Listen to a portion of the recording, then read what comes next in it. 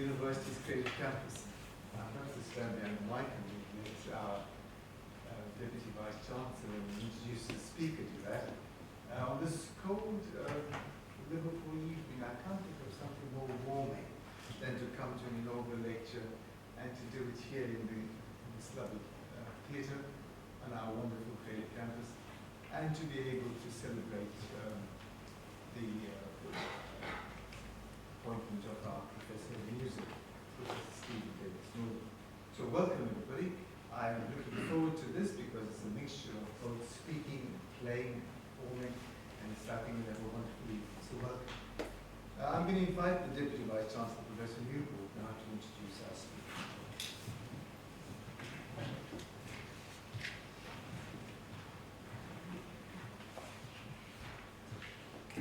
Distinguished guests, friends and colleagues, may I just add my own welcome to that of the Vice Chancellor. It really is a great pleasure indeed to be able to do so this evening. I'm probably one of the very few people in this room that can remember the day that Hope acquired what is now this creative campus.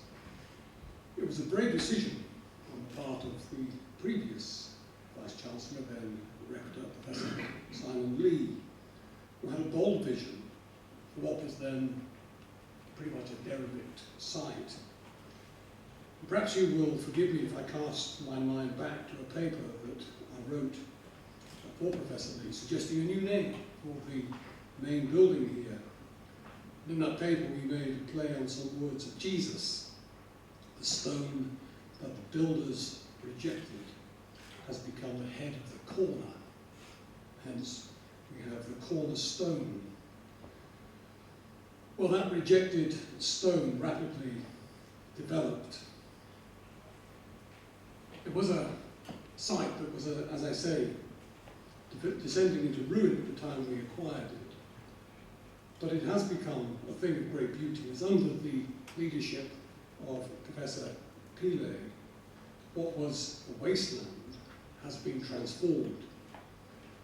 Not only do we have the cornerstone building, but also an award-winning garden and this theatre. And most importantly, the creative human spirit now breathes and lives and has its being here in this part of Everton. Well, it's this task then, it's Professor Stephen Davismoon who has the task of writing the next chapter of this remarkable story. And it's to Professor Stephen Davismoon that this has been entrusted. In choosing our new Associate Dean and Head of School, we were seeking a mix of talent, experience, skills, and academic achievement that, to be honest, it was probably a little bit unrealistic to hope that we could find. However, we did. For in Professor Davismoon, the university has in its midst an experienced colleague, a leader, and a scholar of real distinction. Born in northeast London to an Irish working class family, Professor Davismoon was first influenced by Irish folk music and in particular his uncles, both of whom were accomplished classical pianists. Building on these early experiences in his later teenage years, Professor Davismoon began to teach himself to play the guitar. A later returner to education, Professor Davismoon first undertook formal training in music at night school before undertaking 4 A-levels, again as a more mature learner. Following this, he studied for his BA in music at Southampton University and then a PhD at the University of Edinburgh, where he studied composition with Professor Nigel Osborne. Professor Davismoon is a senior fellow of the Higher Education Academy.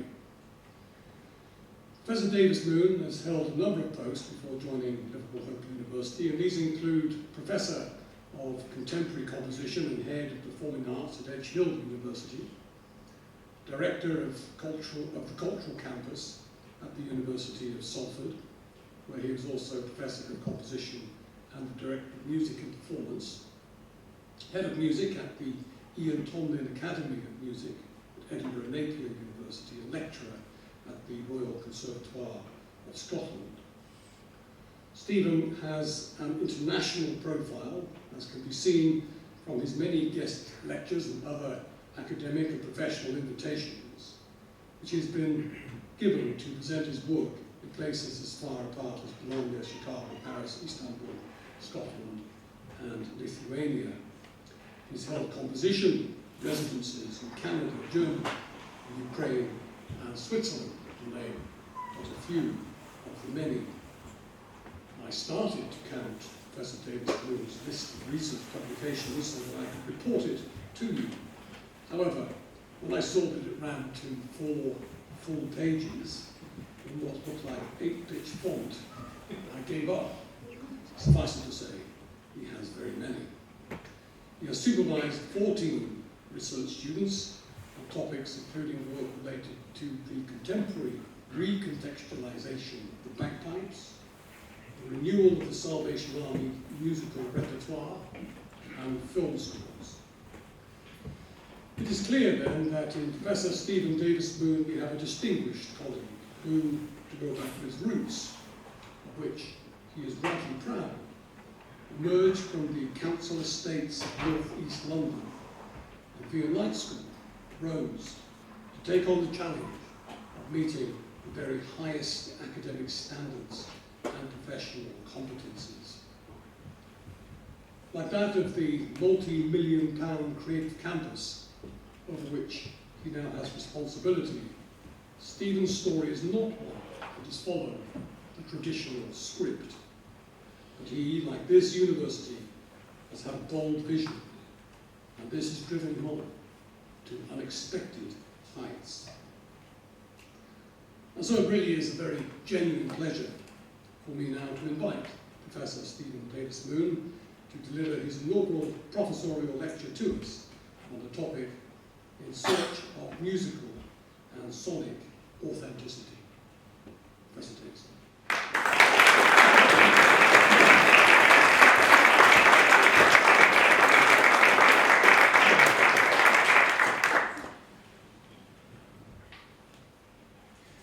Many thanks to my Vice-Chancellor, Professor Beeler, and my Deputy Vice-Chancellor and Dean, Professor Kenneth Newport, for the opportunity for me to talk to you about my research, my music this evening.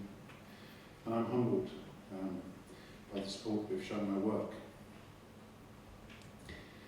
Whilst I'm on the subject of thanks, I would also like to offer gratitude to Helen Byrne, Steve Jones, Claire Davis and Neil Campbell for their significant behind-the-scenes logistics support. Immense thanks to Michelle Pryor, keeping me on the straight and narrow, who's given enormous assistance to me in the run-up to this event, as to Dave Carey. Many thanks too to the artist performing this evening, the pianist, also happens to be my wife, Luminisha Fatute, and the bass clarinetist, Sarah Watts, each from whom I've learned an enormous amount in different ways. It is a pity that my mother and father couldn't be here this evening, but travelling such distances at their age is now very difficult. But publicly I'd like to thank them nonetheless for all of their support that they gave to me over the years, as best they could, in their way. I wish also that my beloved Uncle Peter could have been here. I think he'd have been proud of me in his reserved kind of way. I like to think every now and again of him looking down on me. As a late teenager, he taught me a lot, an enormous amount about music theory. We had very different viewpoints with respect to music, but our lives in many ways have been very similar. They've been governed by music in the pursuit of musical knowledge. And thanks to you all for coming this evening.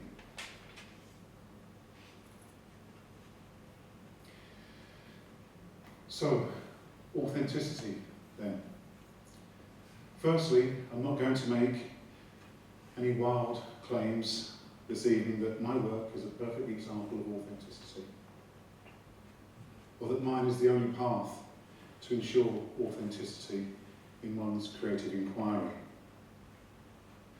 Instead, I would describe my search for authenticity in my work as something of a balancing act between the individual creative vision and the creation of something that can also be readily expressible or communicated to others. I've definitely gotten it wrong on more than a few occasions. I can only hope that I've gotten it right from time to time, but that's for others to judge. Ever since I started writing really bad songs as a teenager, I was always attempting to relate my creative work to my life experience, while posing questions about the human condition.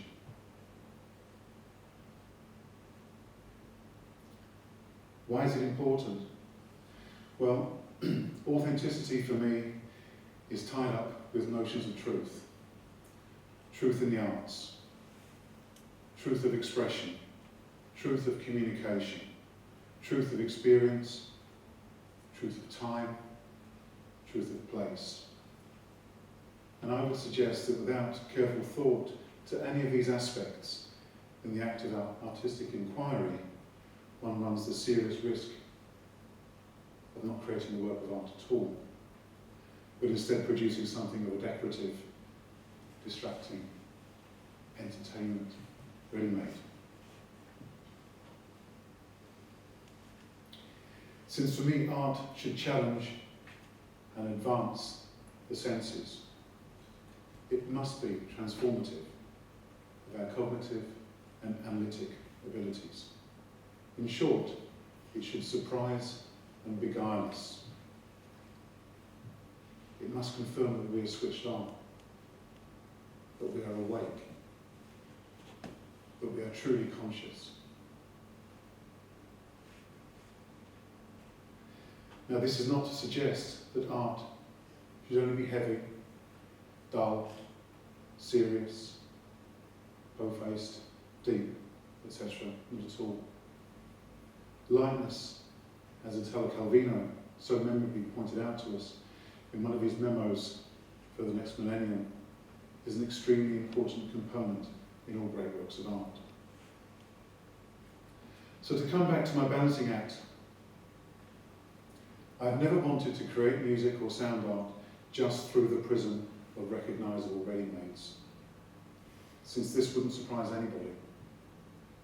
However, I've also tried to steer away from total rejection of recognisable structural sonic grammars. Otherwise, nobody would understand what on earth I was going on about.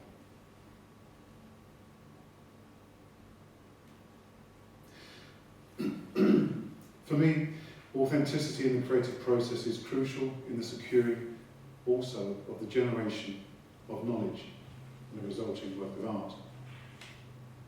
And this in some ways is a central problem to creative inquiry and the creative subjects in general, in the sense that many struggle to think of art as knowledge in any form whatsoever. I would argue that this problem has also arisen so acutely in recent decades through the explosion, if you like, of the entertainment industry, giving rise to a confusion for many between entertainment and art. And for me, it is something of a struggle, if you like, from time to time. It's certainly something that I find disappointing from time to time, where we find in certain quarters of the academy that so-called practice as research is often regarded as being somehow inferior,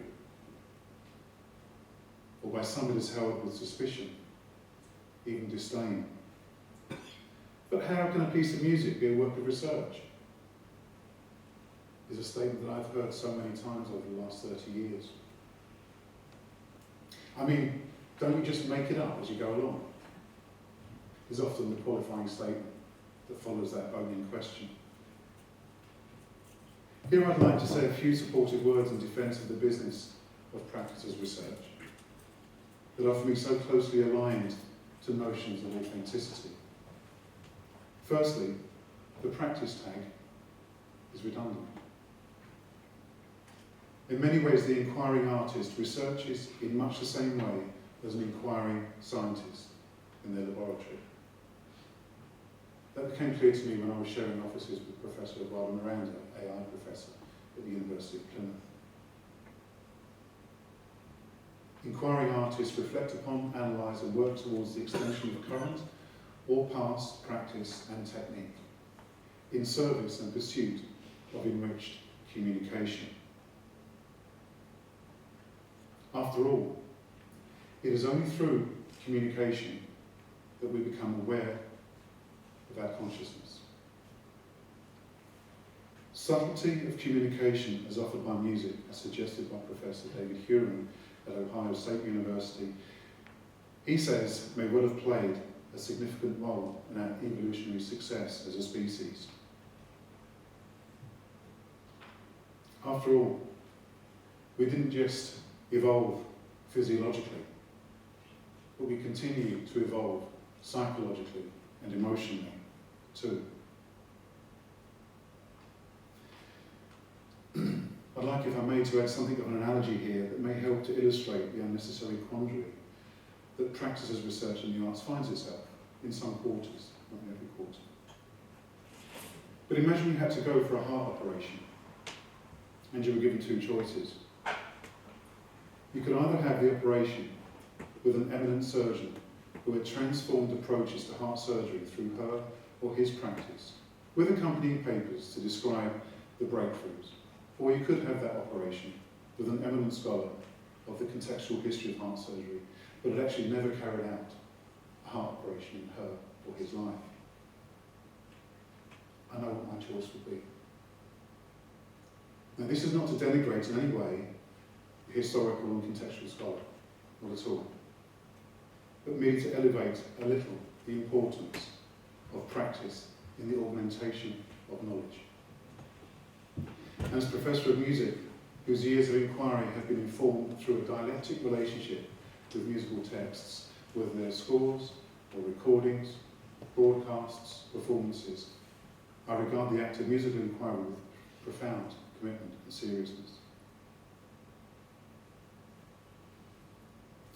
Now, in order for a creative work of mine to be possessing, if you like, some levels of authenticity anyway, I attempt to ensure the following: that it's expressive of the presence in time and space of where it was created, so that it can clearly be seen to be in currency with the contemporary world of ideas. It must offer poetic rather than didactic insight into the human condition. It should aim towards expressive truth on behalf of the artist rather than resorting to the use and imitation of creative ready-mades. But for me, perhaps not most importantly, but certainly as important as all of the others, it must be explorative of contemporary tools, techniques and technologies at our disposal to enhance or augment communicative possibilities. Now, two further points I'd like to mention. Perhaps we can go away and think about them later on. We don't really have the space to discuss them here and now, but might suggest that the closer a work of art is in resembling an entertainment commodity, the less authenticity it's likely to possess. And the last thought, before we move on to the next slide, we're living now in a digital or post-digital age. Now, the decay of aura that Benjamin spoke about in the 1930s is even more exacerbated in a post-digital age.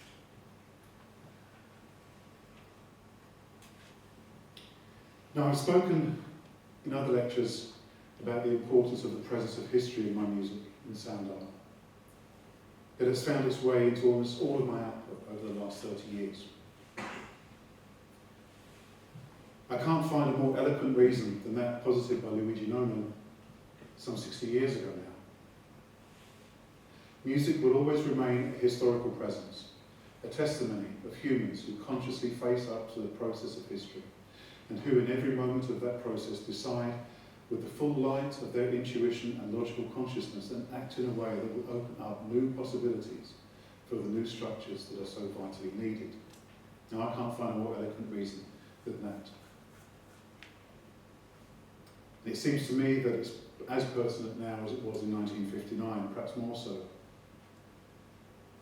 Put plainly and simply, I think that a cognizance of the continuum of history, or histories, of the time and place of a work of art is vital in any sense of its authenticity. I also mention it since we should be mindful of the fact that our communication and expressive tools, our capacities and qualities for communication and expression are informed and imbued by our histories. Our histories are inescapable and form the fabric of our communities and the framework of our thinking. Now, I'd like to just roll things back a little bit, just to give you a glimpse, if you like, of my beginnings and some of my origins.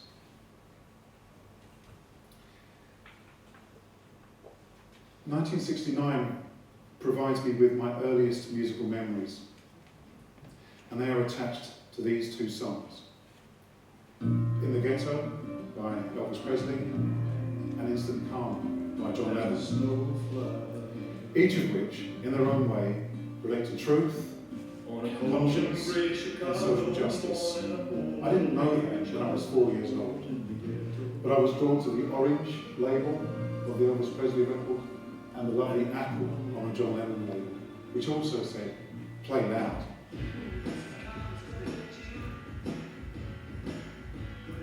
I would say that these two records gave me a shudder moment, and I've had many shudder moments connected to music throughout the rest of my life.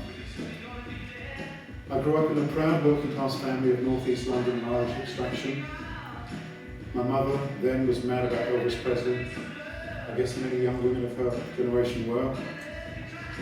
And my father was more of a jazz big band fan. But being a bit of a lad about town, with a liking for mod-like clothes, he also loved the Beatles.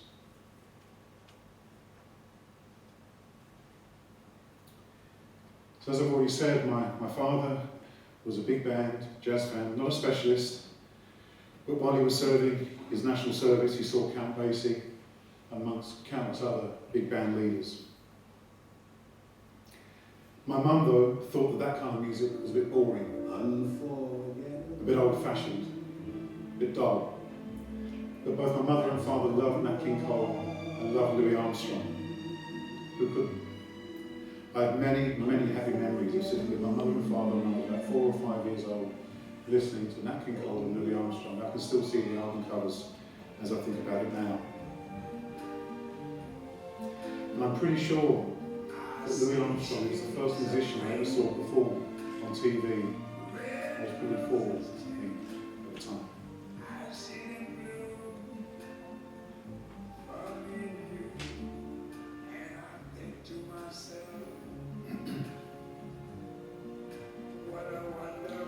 And probably like most people of my age, I have many vivid, wonderful memories of watching the Monkees as well.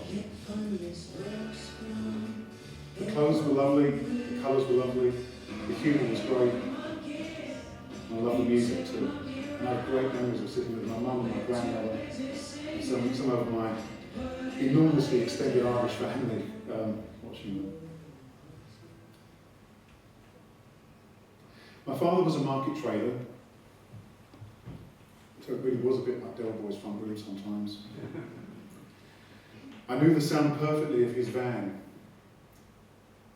I remember waving to him from our front room window as he went off to work. The sound of his van would tell me when he would come home again. A very important sound mark to me. We always talk about landmarks, but we need to talk more about sound marks, the sound of our lives. Another important sound mark for me then was the sound of the London Underground. As a young child, I lived very close to an underground station. And now that I come to think of it, I've always lived close to a train or a tram stop, whether in London, Southampton, Edinburgh, Glasgow or Manchester. And I've always found the rhythmic sound of relatively distant trains extremely comforting. From an early age, I learned from my parents that musicians were deserving of special respect. Musicians were part of my family pride. On my mother's side, there was a strong tradition of Irish folk practice, both dance and song. My father's family boasted gifted classical pianists in his sister and his brother. His brother was my beloved Uncle Peter. He won many performing competitions as a boy before Second World War broke out, which pretty much put a stop to the performing development at a crucial time.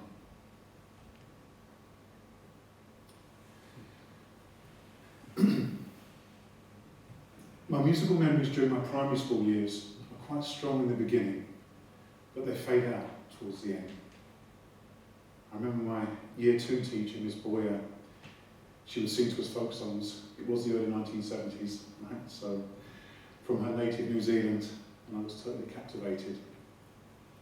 I also remember learning the fundamentals of reading music through recorded lessons that we all had to do. One of my best friends at primary school was a chap called Richard Michaels. His dad was a professional musician, a jazz drummer. How cool. I used to see him driving off to work when I would come home from school, his car full up with drum kit. Richard grew up also to be a fine drummer. Anyway, one day Richard and I, in our primary class, performed our own composition to our friends to great applause. I have no idea what it sounded like, but it was very encouraging anyway. I also remember enjoying singing hymns in morning assemblies, but as my primary school years went on, I became more obsessed with football, which I was never really good at. I just wasn't quick enough in thinking. Cricket, I was really obsessed with cricket for quite a long time, still am in some ways, and swimming. I also became interested in history. I remember talking on many occasions to my Irish grandmother about life in Ireland in the pre-1950s.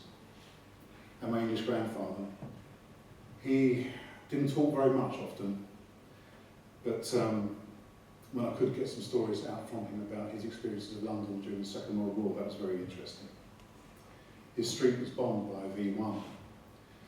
So the story goes, he was shaving at the time when he heard the V1 fly above his house. Then its engine stopped, which of course was a signal that it was about to drop and explode. He gathered his family together and they hid under the kitchen table. There wasn't time to get to the bomb shelter in the garden, but the street was totally flattened.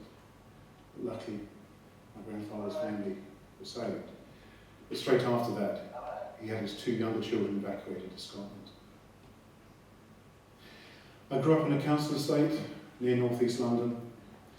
I remember on more than a few occasions spotting Bobby Moore, slumming it at our local chippy, pulling up in his swanky Jag. Then when walking to senior school on a few occasions, I remember him running past us, really close up. "Morning, boys," he would shout to us with a big smile. I will never forget that. He looked like a movie star as well. How could I not be a West Ham fan? You wouldn't choose to be, right? By the end of my primary school, Bobby Moore had moved to Fulham to be with his drinking buddies, George Best and Rodney Marsh. That broke my heart a little. So while West Ham did win the FA Cup in 1975, Bobby Moore was playing alongside. My main musical shadow moments at primary school was the Russian nationalist score that I came across. Some pieces by Khachaturian, Mussorgsky and Borodin. And Mussorgsky and Borodin still remain important to me. But what it did was it opened up to a little primary school child that there's music beyond this council estate. From 1977, my obsession with music began to re-emerge in an accelerated way. The next really vivid music memory that I had came during the summer of 1977, before returning for my second year at senior school. By this time, I was working with my dad on the market to get some pocket money. And every now and then, I'd take a walk to the TV and audio store, hi-fi shop actually it's called, as a break from the boredom. And I remember going into the back room of this shop, and there were some what I would describe as naughty little boys sitting in there. They were much older than me. But very loud among the TVs was the Sex Pistols playing Pretty Vacant. I found his energy both scary and enthralling. The next shadow moment came for me when I heard David Bowie perform Heroes on the Mark Bolan TV show later in 1977. Other shadow moments for me during these years were Gary Newman playing Our Friends Electric on 1979 Top of the Pops. A big one for me was also hearing Joy Division for the first time in 1980, Atmosphere. It might have been to impress one of my mate's older sisters, Carol.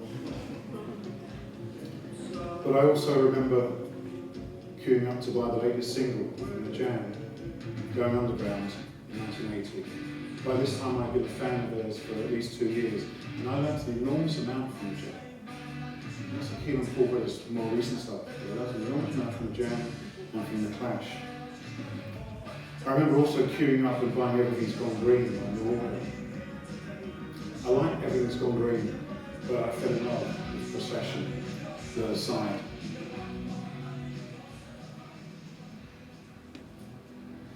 In 1980, Mr. Pounds became my class music teacher.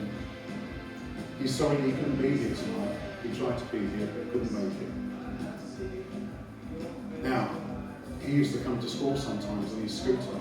He was a mod. From first time round.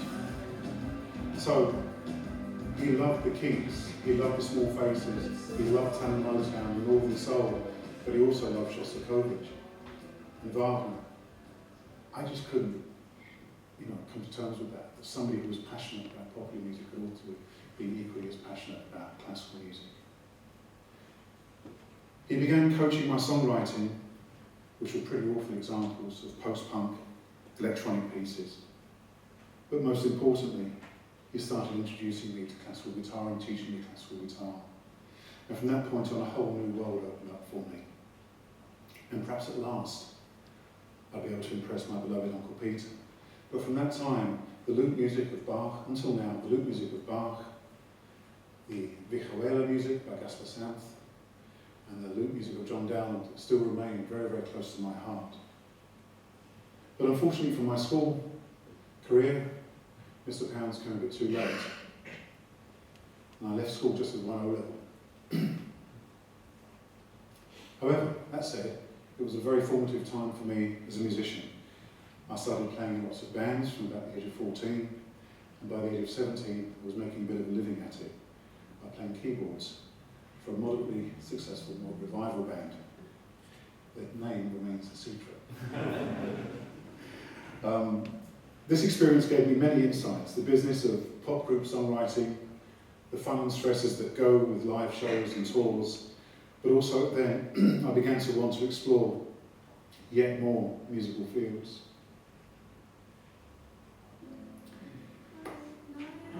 Around about this time, in the early 80s, I started to study classical guitar very seriously and started also to get interested in jazz music.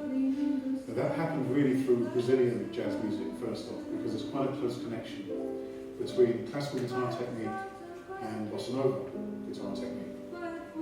So, the composers such as Antonio Carlos Jobim, who we're listening to now, still remains a favourite of mine, as does Miles Davis, and John Coltrane, especially John Coltrane.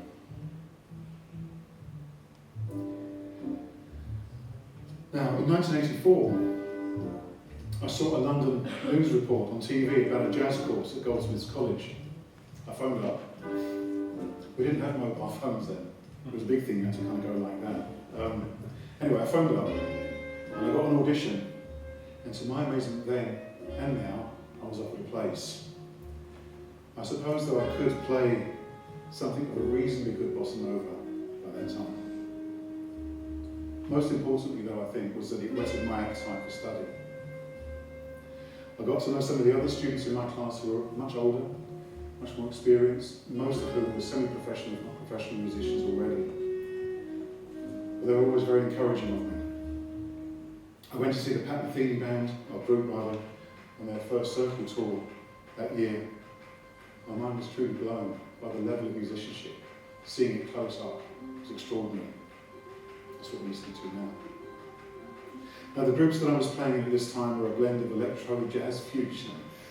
I know it kind of bobbles, doesn't it, mine? But again, I won't play you any. But I was still on my journey, my search for things. This is also a photograph of me when I was 20 with my best mate, John.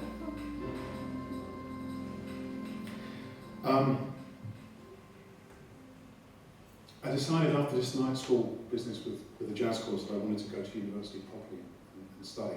My problem was I didn't have any A-levels. So I went to night school and did 4 A-levels. The music ones I did in Goldsmiths. Now, if anyone knows the geography of London, where I come from is north of the river, so I had to venture south of the river, which was a big deal.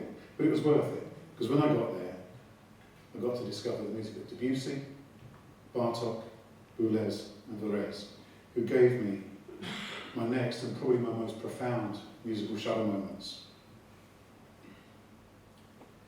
In 1985, I saw a BBC TV documentary on Pierre Boulez to celebrate his 60th birthday. At that time, I remember thinking to myself, what nonsense. It's far too complicated. No one could ever get anything from that. It's nonsense. However, something grabbed me.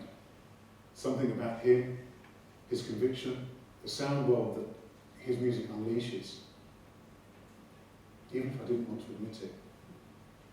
How wrong I was. He would become one of the biggest influences on my thinking about music. And to this day, I can't think of a more beautiful, more subtle orchestrator. I had the enormous pleasure to meet him once.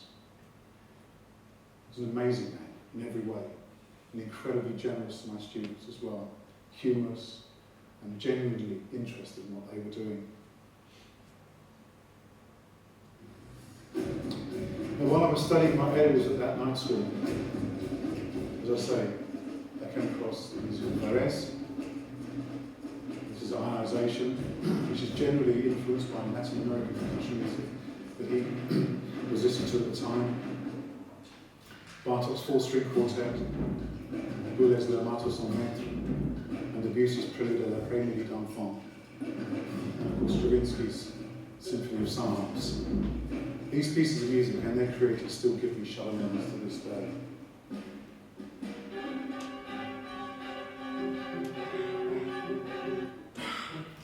Okay, my kind of avant-garde immersion, if you like, or apprenticeship. My years at university at Southampton, for my undergraduate and then Edinburgh for my PhD studies, was spent immersing myself further and further and further, into areas of the musical avant-garde.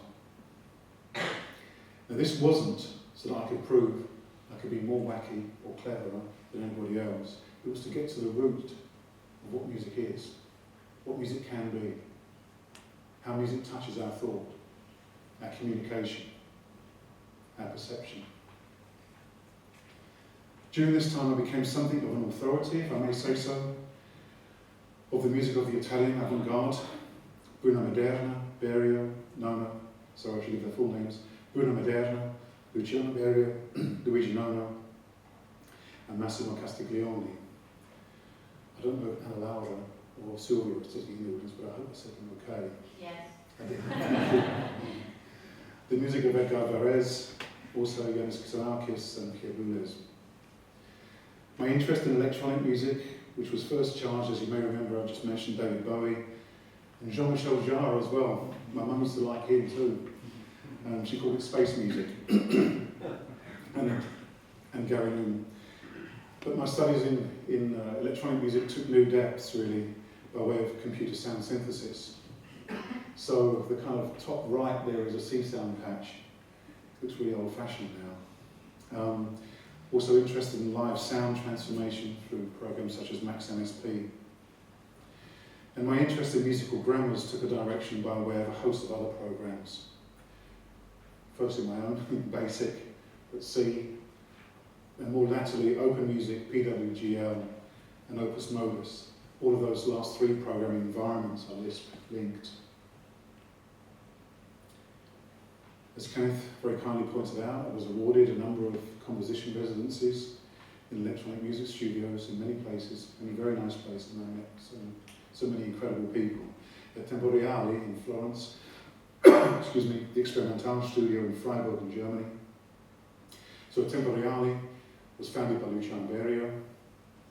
The Experimental Studio, Stockhausen worked there, Pierre Boulez worked there, Luigi Nono realised many of his late works there. So for me it was an enormous honour to be invited to go and work there. And the Centre for Contemporary Music, Yanis Xenakis in Paris, of course was founded by Yanis Xenakis. Also worked in studios in Canada, Riga and Switzerland and so on. I also at this time began to have my first international performances, which have brought me many, many great memories, and have allowed me to have met many fine musicians, truly privileged by these experiences. All of this, though, was really in pursuit of how to further my skills of creative inquiry with greater authenticity. I'd like now just to turn to talk about a couple of pieces of mine.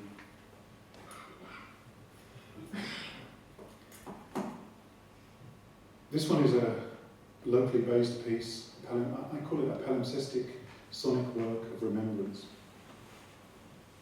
It's a multi-layered soundscape work of remembrance composed in 2018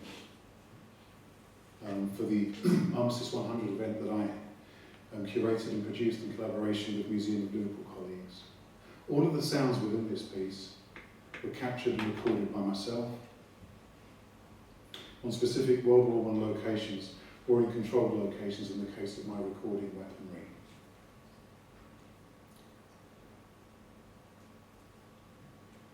It's a work of remembrance resonating with the King's Regiment Liverpool. All of the sounds relate to their inescapable ambience of their story. We must never forget that we are always immersed in sound. Even if you close your eyes, you are still immersed in sound. I worked in close proximity with thanks to Father Dennis across the road. I remember that Father Dennis is here, but he allowed me to go and record the bells in the tower. Those bells date from 1920, so not within the time frame of the First World War. But I figured many families who would have lost sons or husbands would have gone to that church to pray, would have heard those bells. He also let me loose on an organ that's not used there anymore. It's a historic instrument that was there from the mid-1800s. And I recorded some of the pedal notes. And through electronic music sound modelling, I was able to make a metal instrument from that. And through musical modelling, I looked at some of the songs that the King's Regiment Liverpool would sing. And so every now and again you get some glimpses of some of that song. This photograph is taken from the Liverpool Irish. Their training barracks was on 75 Shore Street. It's no longer there. It's a kind of green square.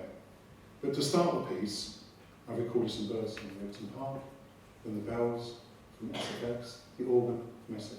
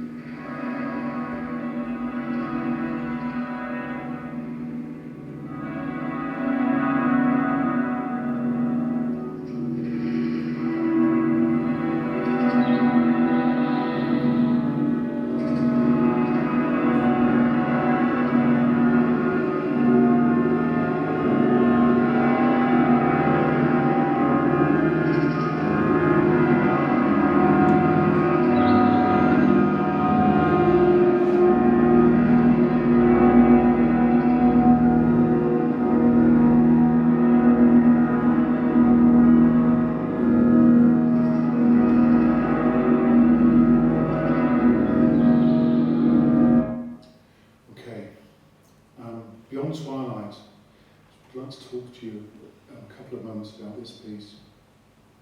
It's a very special piece for me in a number of ways. Beyond Twilight was first inspired by several beautiful photographs of twilight skies given to me by a dear friend, Tina Cork. She can't be here tonight. In 2018, I was commissioned to compose a work by Ensemble 1010 to engage with the centenary of Estonia's independence. Hope out of the catastrophe of the First World War. In 1917, the Estonian composer Heino Eller composed his delicately luminescent tone poem, Vidvik, which means twilight. One can't help but wonder, after one listens to this piece, if it wasn't symbolic for him of his beloved Estonia, of hope for a new beginning. So I visited the Heino Eller archive in Tallinn and was able to make analysis of his scores and make some computer programs that would replicate aspects of his musical language. She Wore a Yellow Ribbon in the Merry Month of May is an English folk song, traceable as far back as the 1650s. The wearer wears it for a loved one who is far, far away. It was imported to the USA by early British settlers. With its soldiering connotations, the song became adopted by the US-American military and is still used to this day. The song entered into broader popular consciousness with the blockbuster Western movie of the same name in 1948, starring John Wayne. Shortly afterward, it became readopted by the supporters of several English football teams during the 1950s. In the 1970s, it became indelibly linked, and I think it still is to this day, to the crowds that gathered at the clock end of Highbury every Saturday, celebrating a string of FA Cup victories by Arsenal in the merry month of May.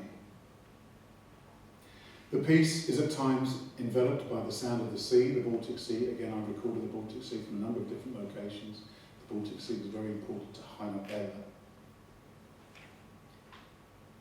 It's also resonant echoes of supportive voices. We all need support from time to time. These supportive voices were gunners, supporting their beloved Arsenal, playing Manchester United at Old Trafford. I had to keep my recording equipment kind of hidden. Beyond Twilight blends fragments of Heino Eller's delicately hopeful work, Vidvik, with strains of She Wore a Yellow Ribbon, offering a meditative work of boundless affection for old friends, an affection that is, like music, beyond words. Now, over the years, my dear friend John Payne, again, he can't be here either tonight. He sends his apologies. But John, with his daughter Cara and his son Curtis, made countless unforgettable trips to Highbury, following their beloved gunners. Beyond Twilight is a gift of love to Tina, John and Cara, and is in loving memory of Curtis, Chippy, Payne.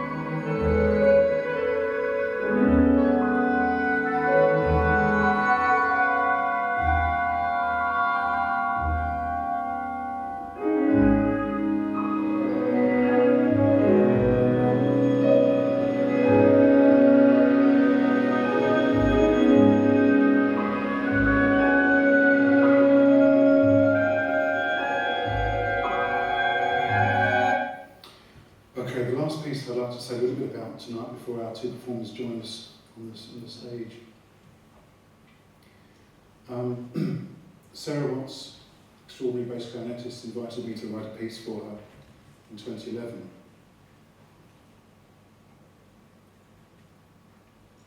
The overwhelming structural architecture of this work was to be somehow expressive of expectation, of waiting, of arrival. So I went through lots and lots of different pieces of music that had those kinds of motifs in them and modelled them.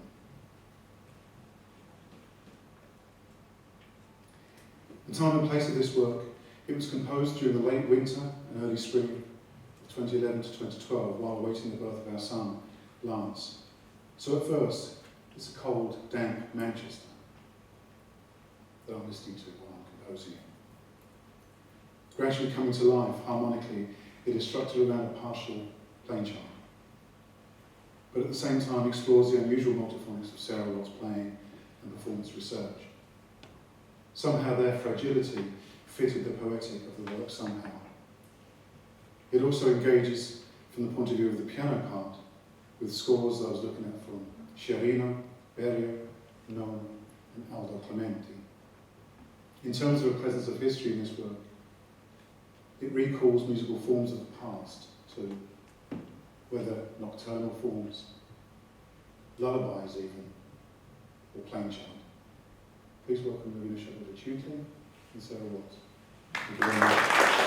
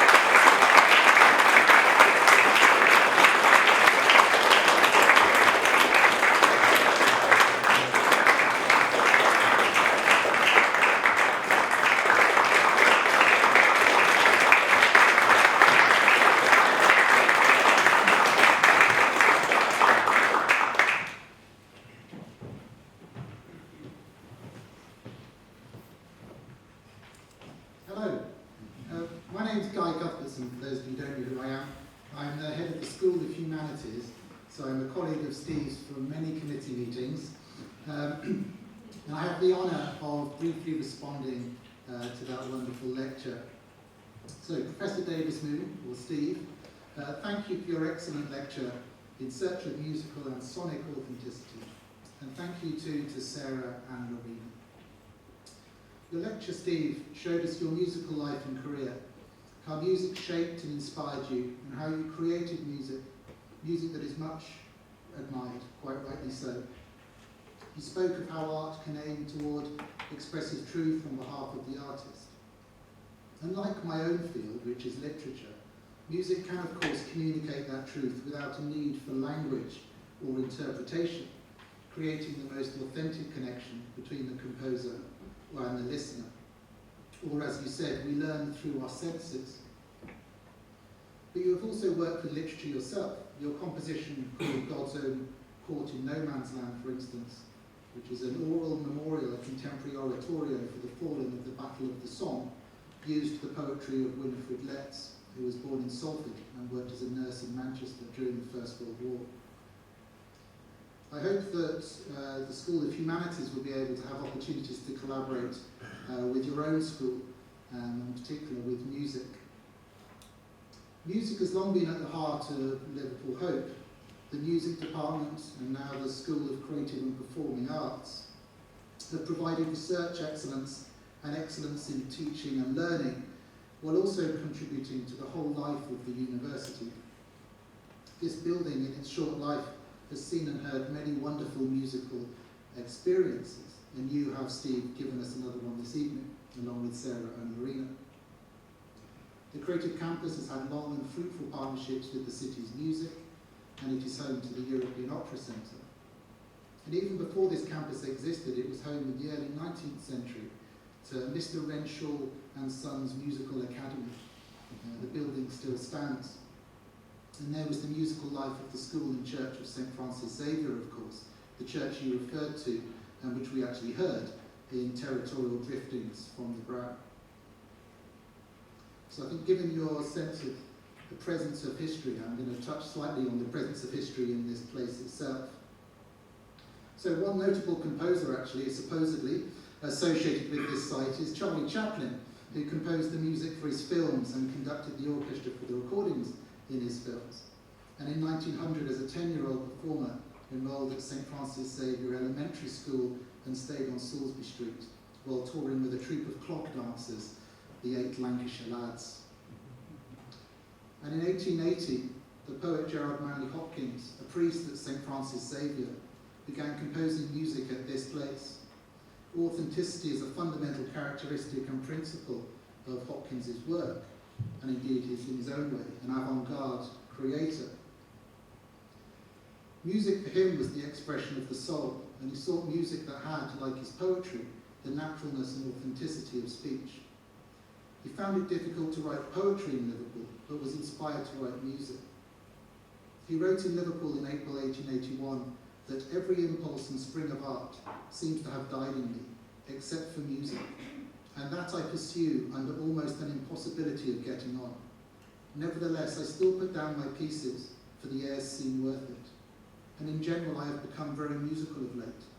If I could conscientiously spend even a little time every day on it, I could make great progress. Not in execution, that is past praying for, but in composition and understanding. Admittedly, Hopkins did also say, in fact, that the muse of music is the only muse that does not stifle in this horrible place. He didn't really like Liverpool, but it slightly undermines the point. But obviously that wasn't a fair adjective. He also called it a hellhole as well, by the way. It's not a fair adjective to use, well, it certainly wasn't then, and certainly is far from being the correct adjective to use about this place, particularly if you look across the beautiful creative campus.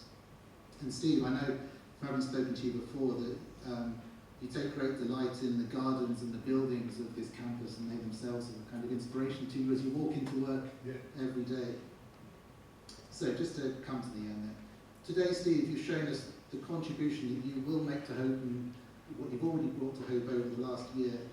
and the contribution that music has made to your life and that you have made to music.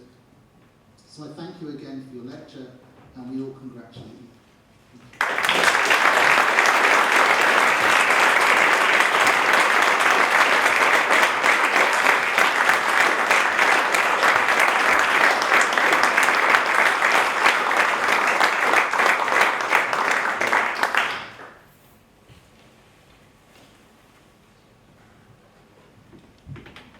Began by saying that we were in for something special tonight, and I hope that what we heard this evening bears that out. We are accustomed to a two-dimensional life, really, time and space, as we all live.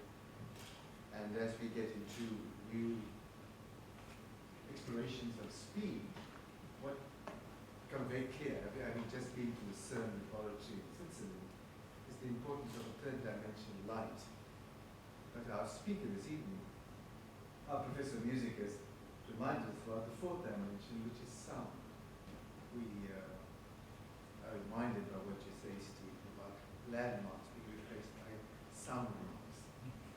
And what a way to determine the journey of one's own life when we see that there are some key sound marks that remind us. And as you remember your parents with that being cold. I remember my old dad whistling a tune from the Ink Spots, whistling a few years before. But here we are, and what an important dimension of life sound is. And so thank you very much. Thank you, performers. Delighted to have you play there, and thank you again. Congratulations. It's our custom at this time to give our speaker a reminder of this evening, and thank you, Michelle. I'm going to invite our professor forward and give this as a mark of this evening. Congratulations, Stephen. And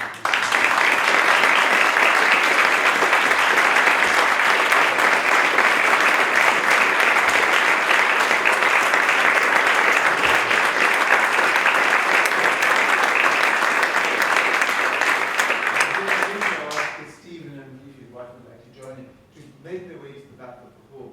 Because as our audience leaves, I'm sure they'd like to. Okay, right, thank you.